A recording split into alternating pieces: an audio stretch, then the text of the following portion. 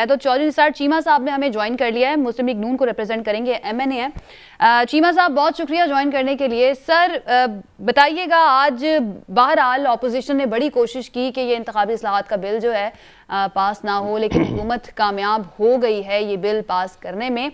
आपके एतराज़ात तो हम सुन ही रहे हैं कि शुरू से, क्योंकि पीपल्स पार्टी की तरफ से भी यही कहा जा रहा था कि इसको हैक किया जा सकता है, ये सही तरह से इसका इस्तेमाल लोगों को नहीं आता ईवीएम का, हुकूमत धांधली के लिए इसको लेकर आ रही है। सर एतराज़ात इसके अलावा इस ईवीएम मशीन पे क्या हैं आप लोगों के?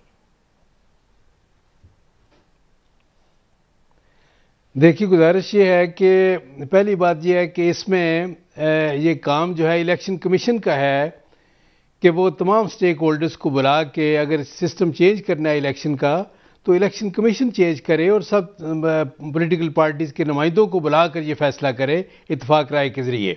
दूसरी बात ये है, और ज़ाहिर है कि पॉलिटिकल पार्टी जो है वो तो हर पॉलिटिकल पार्टी एक फ्रीक है, उसका काम नहीं है कि उसको चेंज करे। दूसरी बात यह है कि हमारे एतराज़ात को छोड़े, अपोजिशन के एतराज़ात, खुद इलेक्शन कमीशन के जो बेशुमार एतराज़ात हैं, दर्जनों उनकी रिजर्वेशंस हैं, उनको भी ये हुकूमत दूर नहीं कर सकी। तीसरी बात यह है कि आखिर ये किस लिए करना चाह रहे हैं, ये दावा ये कर रहे हैं कि हम फेयर एंड ट्रांसपेरेंट इलेक्शन के लिए हम ये करना चाह रहे हैं, मुनसिफाना गैर जानबदाराना इलेक्शन, शफाफ इलेक्शन के लिए। क्या डस्का के इलेक्शन में जो कुछ इन्होंने किया उसके बाद इनकी नीयत के बारे में किसी को शक रह जाता है? जिस तरह यह कि इन्होंने, आपको पता है कि इलेक्शन कमीशन की रिपोर्ट आ गई है जिसमें यह है कि ये साबित हो गया कि हुकूमत ने सारी सरकारी मशीनरी इस्तेमाल की, 200 धांधली के सारे अरबे इस्तेमाल किए, धुंध का नाम लेकर इंतखाबी नताइज को धुंधला दिया, धुंधलाने की कोशिश की। क्या यह है कि इसके बाद इनकी कोई नीयत के बारे में किसी को भी कोई शक है कि ये फेयर इलेक्शन करवाना चाहते हैं, कोई ट्रांसपेरेंट इलेक्शन करवाना चाहते हैं? देखें, हमें ख़तरा ये है, देखें कि ये जो है, देखिए आज जो जितने ममालिक जहाँ जमहूरी ममालिक जहाँ इंतखाबी निज़ाम राइज है, इंतखाबात होते हैं, वहाँ 2/3 से ज़्यादा तादाद है ममालिक की जहाँ पे ये जो है ये इलेक्ट्रॉनिक वोटिंग मशीन को उन्होंने इस्तेमाल नहीं किया। कई ममालिक ने इस्तेमाल करके उसको ये है कि काबिल एतमाद करार नहीं दिया। जर्मनी ने यह है कि इसको मुस्तरद करके वापस यह है कि इस पे आ गए कि ये जो है मैनुअल सिस्टम ही बेहतर है। देखिए, गुजारिश ये है, हमें ख़तरा ये है कि ये वो सिर्फ ये इलेक्ट्रॉनिक वोटिंग मशीन की बात नहीं है। हमें पता है कि जो कुछ 3 साल में इन्होंने आवाम के साथ किया है, महंगाई और बेरोज़गारी की शक्ल में, इनको पता है कि हमारे जीतने का तो कोई चांस नहीं है। अब यह है कि ये उसी तरह, यानी आरटीएस की तरह यह है कि कोई ऐसा सिस्टम लाना चाहते हैं, इलेक्ट्रॉनिक वोटिंग मशीन को इलेक्ट्रॉनिक रिगिंग मशीन का के ज़रिए आप समझ लें उसकी शक्ल देना चाहते हैं। हमें यकीन है कि ये धांधली मशीन जो है उसके जरिए ये है कि उस पर। सर, आपने कोई ऑल्टरनेट तजवीज दी ईवीएम के? ऑल्टरनेट नून लीग की जानिब से कुछ बताया गया कि ये वाला सिस्टम नहीं, ये वाला सिस्टम अगर कर लिया जाए तो फिर हम तैयार हैं आपका साथ देने के लिए? हमें देखिए गुजारिश ये है कि हम तो आज भी कहते हैं, हमने आज भी लीडर ऑफ द अपोजिशन ने कहा कि देखें, आप ये है कि आप इसको मुलतवी करें, मौखर करें, आप सब स्टेक होल्डर्स को बुलाएं, हम मिलकर को फैसला करते हैं। हम फिर ये कहते हैं कि इलेक्शन कमीशन को चाहिए कि तमाम स्टेक होल्डर्स को बुलाए। मिलकर फैसला क्यों नहीं हो सका? डॉक्टर रमेश कुमार साहब से मैं ये जानना चाहूंगी कि आज़ाद जो हम देख रहे हैं ना, चाहे वो पीपल्स पार्टी हो, नून लीग हो या दीगर अपोजिशन जमातें हो, उनके एतराज़ात यही है कि जो हमारे तहफ़्फ़ुज़ात थे ना उनको सुना गया है, ना तमाम स्टेक होल्डर्स के तहफ़्फ़ुज़ात दूर किए गए हैं और ये कानून साजी कर ली गई है। इसकी वजह क्या है? डॉक्टर रमेश कुमार से मैं जानना चाहूँगी। डॉक्टर साहब, जब भी बात करते हैं हम अपोजिशन से, उनके किसी भी नुमाइंदे से, कि आप क्यों साथ नहीं दे रहे हैं, इंतखाबी इस्लाहात होंगी तो मुल्क के लिए बेहतर होगा, जो धांधली की बातें होती हैं वो नहीं होंगी, शफाफ इंतखाबात होंगे, फ्री एंड फेयर होंगे, लेकिन उनकी जानिब से हमेशा यही बात की जाती है कि हमारे एतराज़ात को दूर नहीं किया गया, इलेक्शन कमीशन ने जो एतराज़ात लगाए थे उन्हें दूर नहीं किया गया, हमारे साथ बातचीत नहीं की गई। तो क्या वजह है सर, क्यों इनके साथ बैठ के इनके जो तहफ़्फ़ुज़ात हैं, एतराज़ात हैं, उनको नहीं सुना जाता? अगर मिलकर सारा काम किया जाएगा, एतराज़ात दूर करके किया जाएगा, ये आज बिलावल भुट्टो साहब ने भी कहा है कि हमारे साथ मिलके अगर ये इंतखाबी इस्लाहात करना चाहते तो ये इमरान खान की कामयाबी होती। देखिए, इसमें कोई शक नहीं है कि गवर्नमेंट के ऊपर रेस्पॉन्सिबिलिटी जो है वो ज़्यादा होती है, मगर मैं समझता हूं कि सीनियर पॉलिटिशियन के ऊपर भी उतनी रेस्पॉन्सिबिलिटी होती है। दूसरी चीज़ ये कि करेज होना चाहिए आदमी को सच और हिम्मत के साथ बात करने का। यहाँ पे वो चीज़ नहीं है। अभी मेरे भाई चीमा साहब ने बात की कि डस्का इलेक्शन, जहाँ पे आदमी हारता है, जीतता है या कोई ऐसी फेवरेबल रिपोर्ट आती है उसको हम हाईलाइट करते हैं।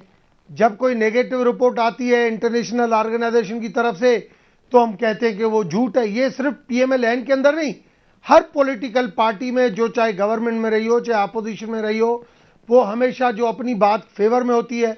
अब कैंटोनमेंट में आज एहसन इकबाल ने कहा कि कैंटोनमेंट की इलेक्शन फेयर हुई, बाकी इलेक्शनें फेयर नहीं हुई। ऐसे नहीं होता है। आदमी को हार और जीत कबूल करनी चाहिए। केस का जो फैसला है दारों का एहतराम करना चाहिए।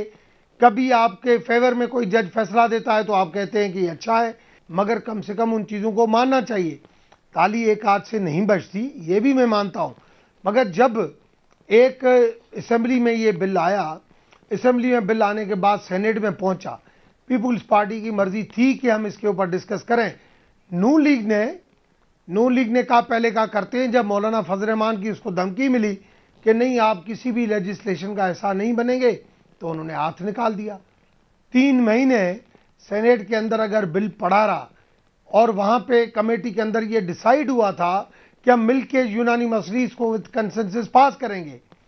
इनका मेन जो था ओवरसीज के हवाले से था कि ओवरसीज की डिफरेंट जो है वो कॉन्स्टिट्यूंसी सेपरेट बनाई जाए।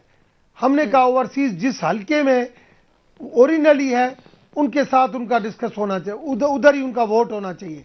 मगर जो भी बात है आप बैठे हैं डिस्कस करें, मगर कोई उनका नून लीग का फिर मूड नहीं बना, जिसकी वजह से लीगली ये कानून के अंदर है कि अगर सेनेट के अंदर गवर्नमेंट का बिल पास नहीं होता तो थ्रू रेजोल्यूशन वो ज्वाइंट रेजोल्यूशन में ज्वाइंट असेंबली में जा सकता है। रुबीना ने जो बात की 1973 की, वो 18th अमेंडमेंट में ये खुद खत्म कर चुके हैं। क्यों? क्योंकि उस वक्त पीपुल्स पार्टी खुद जो है वो थिन गवर्नमेंट में थी।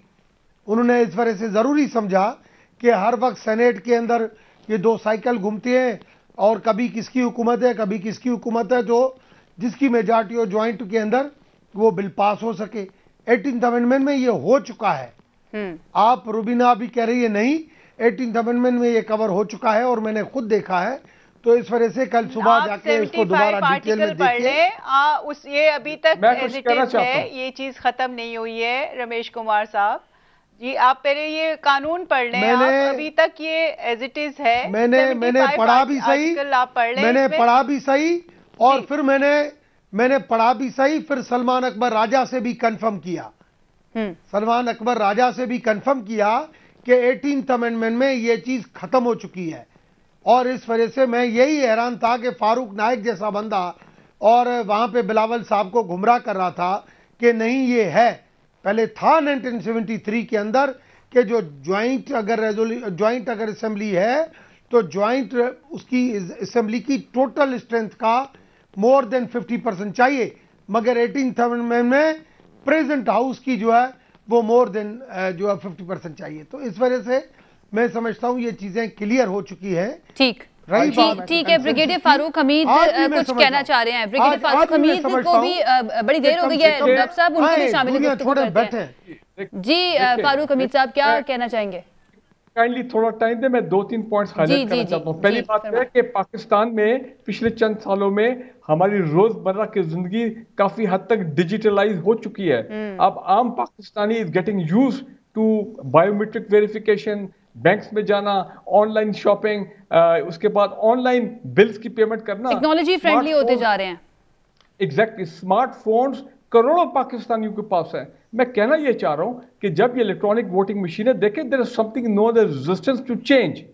अवाम चाहती है कि ट्रांसपेरेंट इलेक्शंस हों, ताकि ये हर इलेक्शन के बाद जो धांधली और रिगिंग की तहरीकें चलती हैं, ये चीज़ें पाकिस्तान में ख़त्म होनी चाहिए। कमीशन बन रहे हैं, सारा टाइम आपका मीडिया का ज़ाया होता है, पार्लियामेंट का ज़ाया होता है, पार्लियामेंटेरियंस का ज़ाया होता है। तो लिहाजा ये इलेक्ट्रॉनिक वोटिंग का जो पूरा निज़ाम है, उसकी ट्रांसपेरेंसी, उसका सॉफ्टवेयर, उसका ये तमाम पैरामीटर्स का इलेक्शन कमीशन की रिक्वायरमेंट के मुताबिक होना, फिर उनकी ट्रायल सिस्टम को इम्प्लीमेंट करना, वोटर्स की ट्रेनिंग, ये सारी जिम्मेदारी अब इलेक्शन कमीशन ऑफ पाकिस्तान की है। और इलेक्शन कमीशन ऑफ पाकिस्तान को अब आके this is a gigantic project ये कोई आसान काम नहीं है। उनको कहते हुए there is a will there is a way, अगर तो वो नहीं, उन्होंने वैसे ही हार मान ली कि ये काम बहुत मैसिव है, हम नहीं करेंगे, हम कर नहीं सकते हैं, तो वो तो फिर बहुत हालात जो हैं वो गड़बड़ हो जाएगी। लिहाजा election commission of Pakistan now has to take the lead. उनको इसलिए पाकिस्तान के अवाम ने जो भी आईनी तरीका है जिसके तहत वो आके वहां बैठे हुए हैं, तो it is their job, number 1। Number 2 ये है कि देखें, इसमें एक बात मैं क्रेडिट देता हूं हमने पीपल्स पार्टी को, जब कंसेंसस की बात हो रही थी, 18th अमेंडमेंट का भी जिक्र आया कि बिल्कुल पीपल्स पार्टी के दौर में ऑल्दो बड़े अभी भी रिजर्वेशन है 18th अमेंडमेंट के बारे में कि ओवर डेवोल्यूशन होगी, इस पर बड़ी कंट्रोवर्सी चली थी। लेकिन मुझे आज भी याद है 27 मेंबर थे पार्लियामेंट में, सेनेटर भी थे, गवर्नमेंट की ऑपोजिशन को जो 11 महीने काम करते रहे ऑन दी 18th अमेंडमेंट, और फिर एक कंसेंसस डॉक्यूमेंट तैयार हुआ, वो अलग बात है, उसके ऊपर भी डिबेट कोई नहीं हुई। मुझे आज भी याद है कोई डिबेट नहीं हुई उस पर।